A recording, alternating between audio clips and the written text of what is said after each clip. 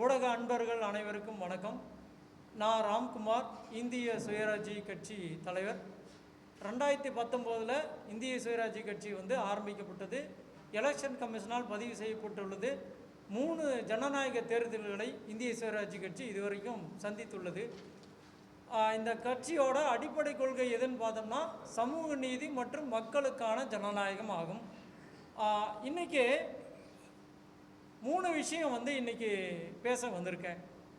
என்னென்னா, தூய்மை பணியாளர் முதல் விவகாரம், 2வது விவகாரம் போக்குவரத்து தொழிலாளர், ஆம்னிபஸ்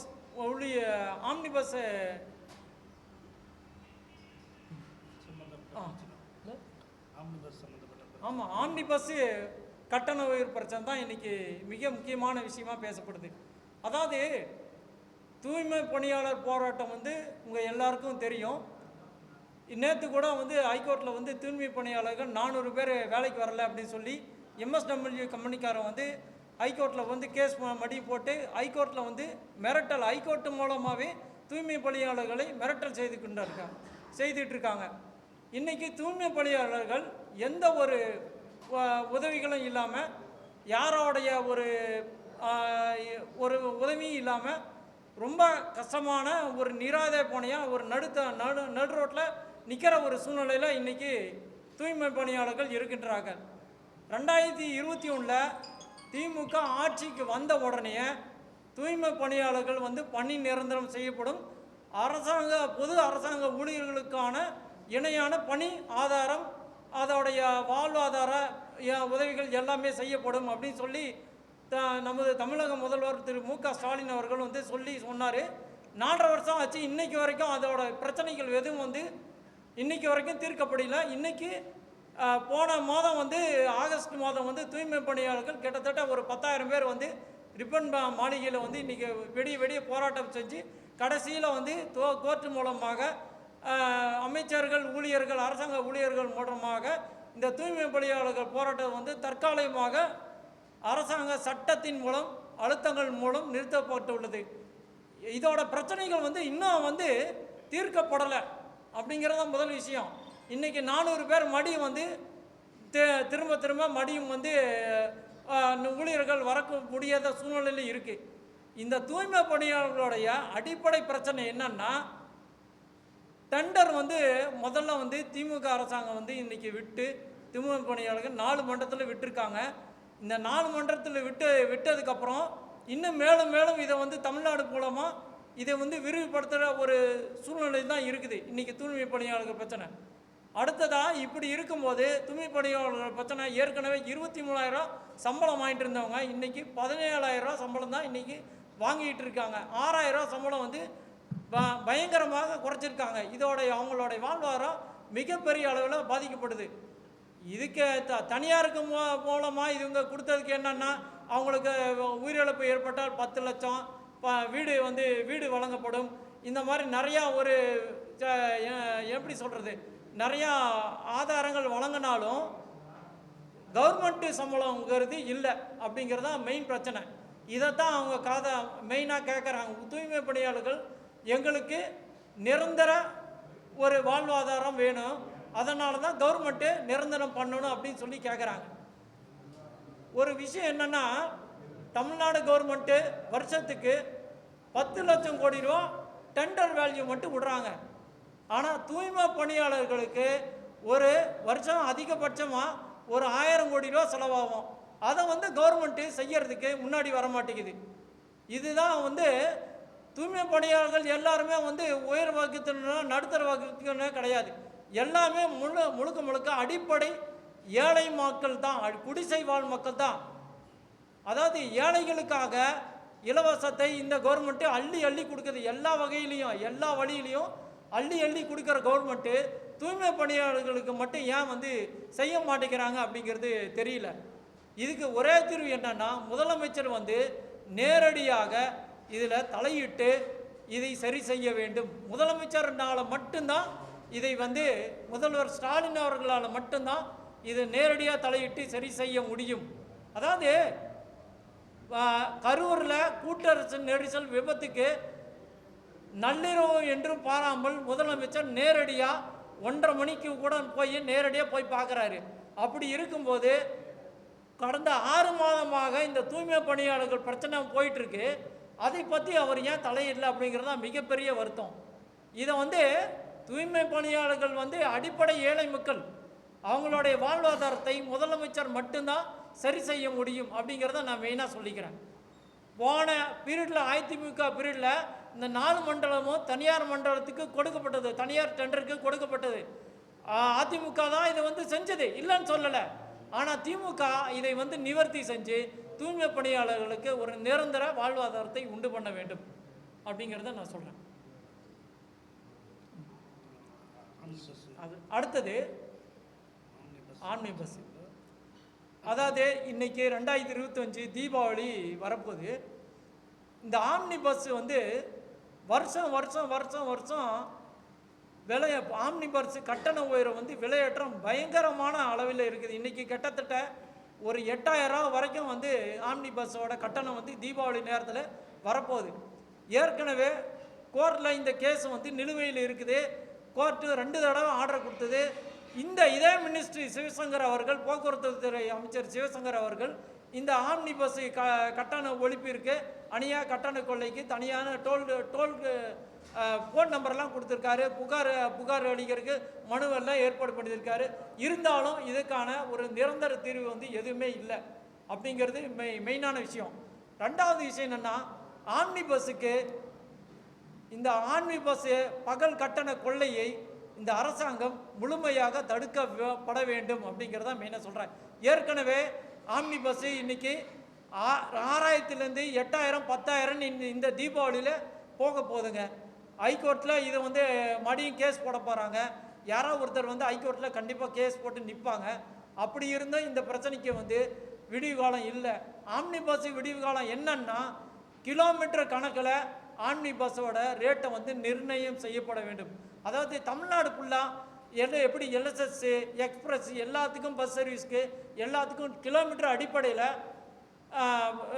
ரேட்டை வந்து இன்றைக்கி ஃபிக்ஸ் பண்ணிகிட்டு இருக்காங்க. அதே மாதிரி ஆம்னி பஸ்ஸுக்கும் கிலோமீட்டருக்கு 3 ரூபா அப்படிங்கிற அளவில் ரேட்டு ஃபிக்ஸ் பண்ணி இதுக்கான பிரச்சனையை சொல்யூஷனை தீர்க்கணும் அப்படிங்கிறத நான் சொல்கிறேன். ஏன்னா தமிழ்நாட்டிலேருந்து சென்னைக்கு கிட்டத்தட்ட 80% பீப்புள் வந்து வெளிநாட்டுக்காரங்க தான், வெளி மாநிலத்துக்காரங்க தான். அவங்க ஊருக்கு பண்டிகை காலத்தில் திரும்ப போகும்போது அவங்களுக்கு கிடைக்கிறது ஏதோ போனஸ் வந்து 10,000 20,000 போனஸ் கிடைக்கிது. அதையே வந்து முழுக்க பஸ்ஸு கொடுத்துட்டு போயிட்டா அவங்க எப்படி வந்து திருவிழாவில் போய் பண்டிகை காலத்தில் போய் எப்படி செலிப்ரேட் பண்ணி முடியும், எப்படி கொண்டாட முடியும்? முழுக்க திருநெல்வேலி, தூத்துக்குடி, நாகர்கோவில், கன்னியாகுமரி, விருதுநகர், மதுரை இவங்க பீப்புள் தான் இங்கே வந்து சென்னையில் கிட்டத்தட்ட 80 விழுக்காடு மக்கள் வந்து இங்கே வாழ்கிறாங்க. அப்படி இருக்கும்போது இந்த பகல் கொள்ளையை வந்து எந்த விதத்துலையும் ஏற்றுக்கொள்ள முடியாது அப்படிங்கிறத நான் சொல்லிக்கிறேன்.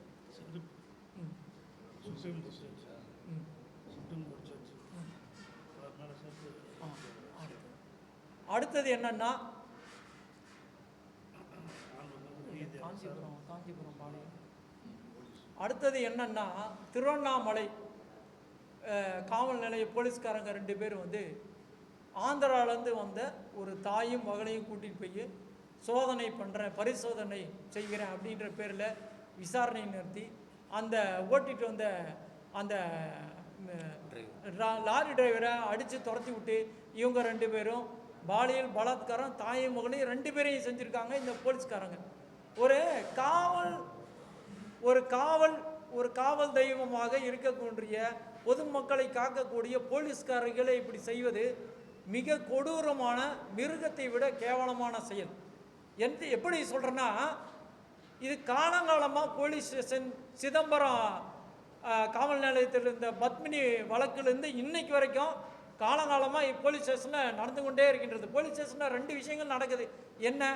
ஒன்று லாக்அப் டெத்து, இல்லை வந்து பெண்கள் மீதான பாலியல் வன்முறை, பெண்கள் மீதான பாலியல் மீதான பாலியல் பன்கொடை, பாலியல் வன்கொடுமை மெயினாக நடக்குது. இது வந்து காலங்காலமாக போலீஸ் ஸ்டேஷன்லேருந்து அவர்களுடைய காவல்துறையினரே இந்த மாதிரி செய்வது மிக கொடுமையான குற்றமாகும். அரசாங்கம் இதற்கு சரியான தமிழக முதல்வர் அவர்கள் அவர்கள் முதல்வர் திரு மு.க. ஸ்டாலின் அவர்கள் அவருடைய நேரடி கண்காணிப்பில் இருக்கின்ற காவல்துறையிலேயே இந்த மாதிரி நடக்கிறது எந்த விதத்திலையும் ஏற்றுக்கொள்ள முடியாது, எந்த விதத்திலையும் அதை சரி செய்ய முடியாது. இதை உடனடியாக தமிழக அரசாங்கம் தலையிட்டு இந்த பிரச்சனையை சீர் செய்து காவல்துறையினரை வேலையிலிருந்து நீக்கப்பட வேண்டும் அப்படிங்கிறதான் நான் சொல்கிறேன். சம்மந்தப்பட்ட 2 போலீஸ்காரர்களை உடனடியாக டிஸ்மிஸ் பண்ணணும் அப்படின்னு சொல்கிறேன் நான்.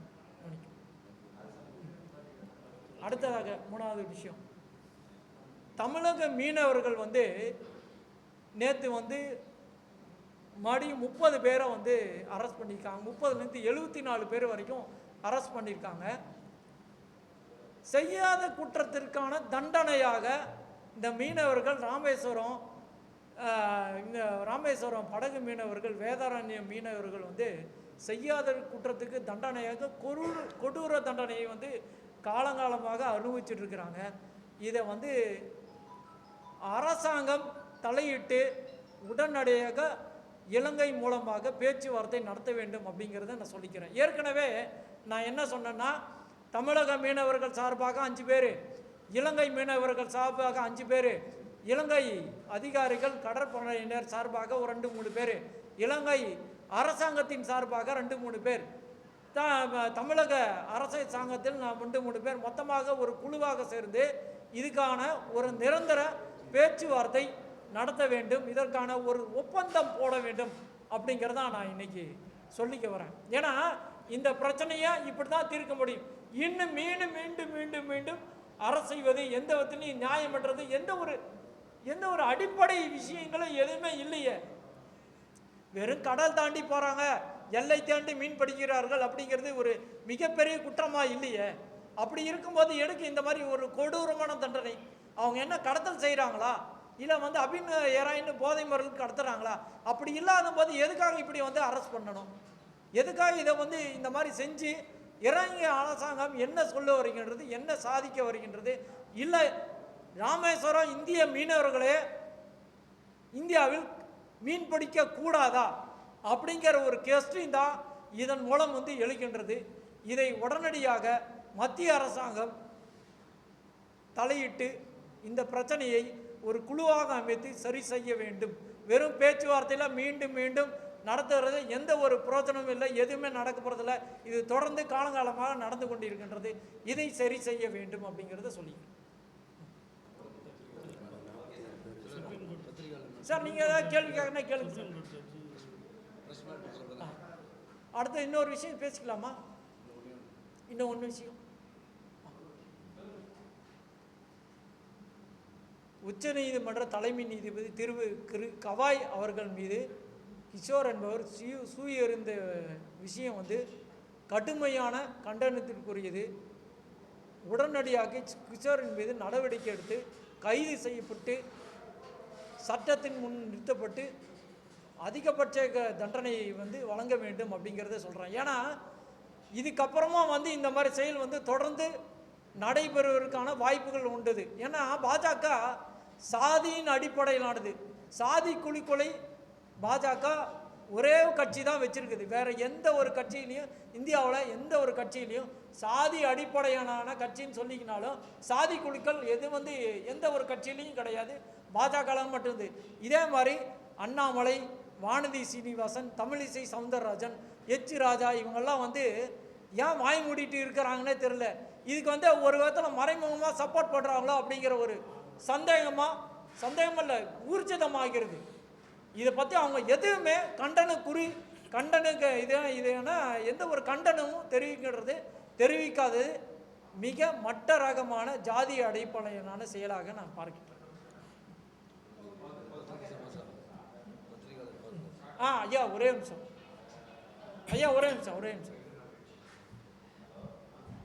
தமிழ்நாடு ஃபுல்லாக, தமிழ்நாடு முழுவதும், இந்தியா முழுவதும் பத்திரிகையாளர் அப்படிங்கிறதுக்கு எந்த ஒரு பாதுகாப்பு அம்சமும் அரசாங்க வகையில் இதுவரைக்கும் இன்னும் செய்யவே இல்லை.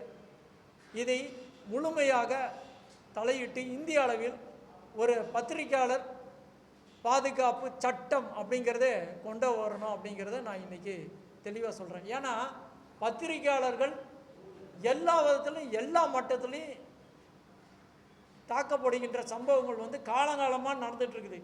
இன்றைக்கி மணல் கொள்ளையாகட்டும், கனிம வள சுரண்டல் ஆகட்டும், ஊழல் தடுப்பு சம்பந்தமான ஆர்டிகள் ஆகட்டும், இந்த மாதிரி எல்லா விஷயங்கள்லேயும் முதல் பொது சேவை மன்னர்களாக பத்திரிகையாளர்கள் மட்டும்தான் செயல்படுறாங்க. அவங்களுக்கான பாதுகாப்பு அம்சங்கள் தமிழக அரசாங்கம் உடனடியாக ஏற்படுத்த வேண்டும் அப்படிங்கிறத நான் இன்னைக்கு சொல்கிறேன். மத்திய அரசும் இதை வந்து ஒரு தலையிட்டு இதுக்கு நிரந்தர பிரச்சனை தீர்வு காண வேண்டும் அப்படிங்கிறத நான் முதன்மையாக கேட்டுக்கொள்கிறேன்.